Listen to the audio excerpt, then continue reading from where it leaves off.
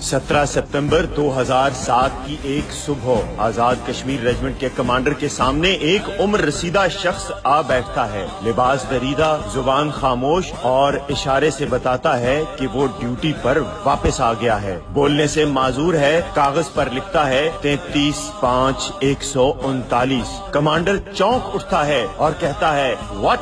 40 साल बाद मकबूल Hussain, but he was missing, believed, killed. सिपाही का चेहरा सच्चाई से दमक रहा है। वो सिपाही कोई और नहीं बल्कि मकबूल हुसैन है, जो 1965 की जंग में कैप्टन शेर की क़यादत में मिशन पर रवाना होता है। ये मिशन मकबूजा कश्मीर में दुश्मन के ठिकानों पर हमला करने और उसके असले के डिपो और दूसरी तंसीबात को तबाह करने पर मबनी था, ताकि दुश्मन की इस तैयारी पर कारी ज़र्ब लगाई जा सके जो वो पाकिस्तान पर हमले के लिए कर रहा था। मिशन मुकम्मल हुआ, लेकिन सिपाही मकबूल हुसैन दुश्मन के फायर की जद में आ जाता है और पकड़ा जाता है। हमेशा की तरह आलमी कवानीन और जिनेवा कन्वेंशन की खिलाफ वर्जी होती है। सिपाही मकबूल हुसैन को न तो जंगी कैदी बनाया जाता है, न ही उसका इंदराज सिविल कैदियों में किया जाता है। न सिर्फ ये बल्कि 1965 और 71 के जंगी कैदियों के तबादले में भी सिपाही मकबूल हुसैन का जिक्र कहीं नहीं आता। नतीजतन सिपाही मकबूल हुसैन मिसिंग, बिलीव्ड, किल्ड की फहरिस्त में शामिल कर लिया जाता है। कौन जाने के सिपाही मकबूल हुसैन दुश्मन की कैद में ऐसी अजियतें बर्दाश्त करता रहा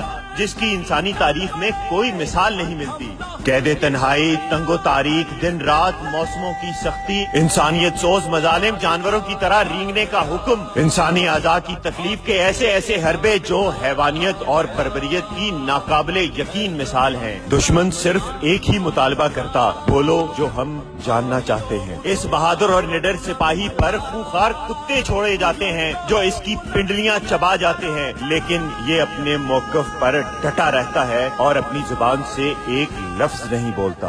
बुझा जो रोशने जिंदा तो दिल ये समझता है कि तेरी मांग सितारों से भर गई होगी। चमक उठे है सलासिल तो हमने जाना है कि शहर अब तेरे रुख पे बिखर गई होगी।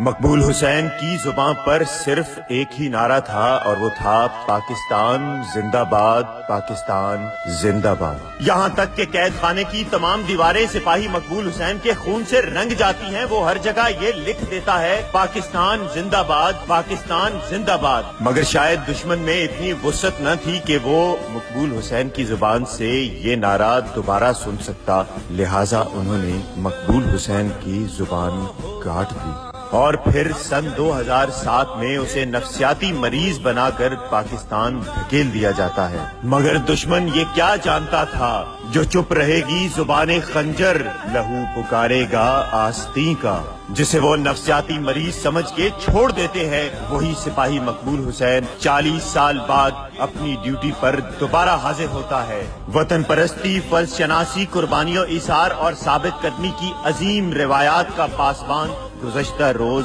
अपने खालिक हकीकी से जा मिला। मगर अफवाज पाकिस्तान के उन लाखों सिपाहियों और पाकिस्तान की करोड़ों अवाम को एक सबक जरूर दे गया कि शुहदा की इस पाक सरजमीन के लिए अगर खून का आखिरी कतरा भी देना पड़े तो कभी दरेख मत करना। पाकिस्तान जिंदाबाद, पाकिस्तान पाइंदाबाद।